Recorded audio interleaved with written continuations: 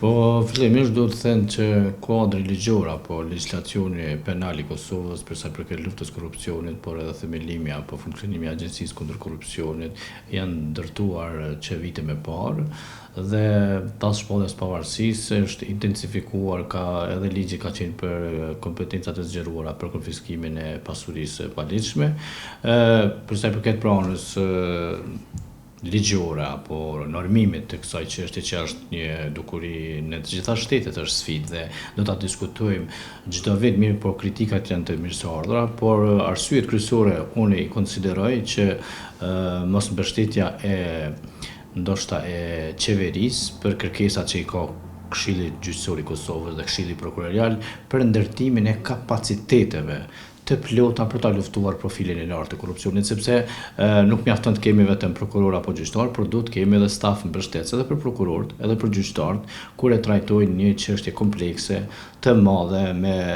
efekt shumë të madh dhe kërkohet edhe angazhim edhe ekspertëve. Për shembull, ne e dimë që në prokurorinë speciale apo në prokuroritë e Kosovës nuk kemi ekspertë të mjaftueshëm as të IT-s, as të teknologjisë informative, as nuk kemi ekspertë të mjaftueshëm as ligjor për ta mbështetur një prokuror, sepse ju e dini që shumë vepra penale korruptive apo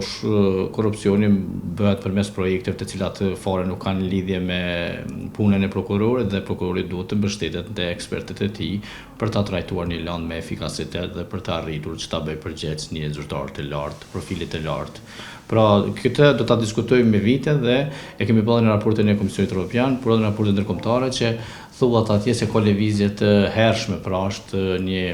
si më thonë, në fillet e saj lufta kundër korrupsionit në Kosovë. Po ndikoj negativisht për arsye se kur kemi për shembull ta zojmë shkrimin e media se ka një projekt të korruptuar apo ka një projekt i cili ka dështuar, kemi atëherë kur nuk kemi arrestime apo nuk kemi